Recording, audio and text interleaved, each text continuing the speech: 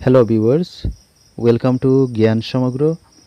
আজকের এই ভিডিওটিতে আমরা আলোচনা করব কলাগুরু বিষ্ণু রাভা দিবস নিয়ে।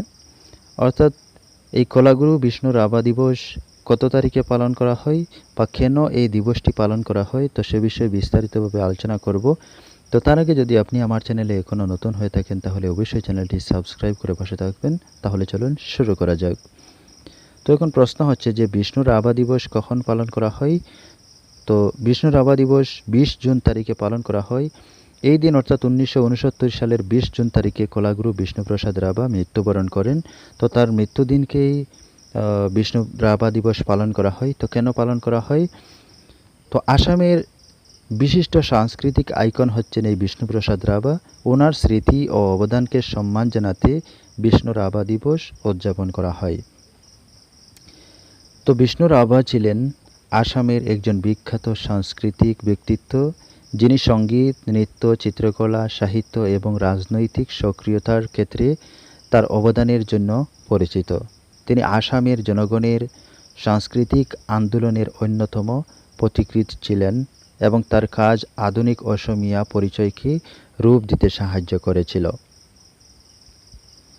বিষ্ণু রাভা দিবস উদযাপনের কিছু মূল কারণ এখানে রয়েছে। তো সেগুলি হচ্ছে: 1 নম্বর, সাংস্কৃতিক অবদান।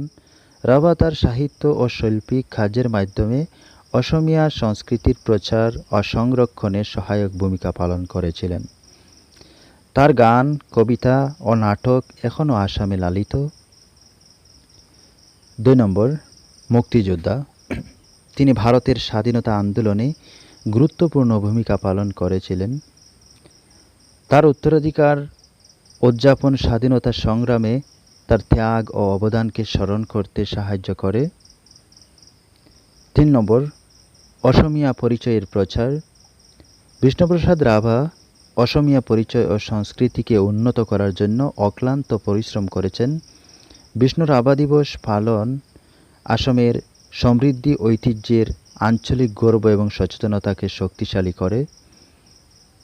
4 নম্বর, ভবিষ্যৎ প্রজন্মের জন্য অনুপ্রেরণা। তার জীবন এবং কাজ শিল্প, সংস্কৃতি এবং সক্রিয়তার মাধ্যমে সমাজে অবদান রাখার জন্য ভবিষ্যৎ প্রজন্মের জন্য একটি অনুপ্রেরণা হিসেবে কাজ করে।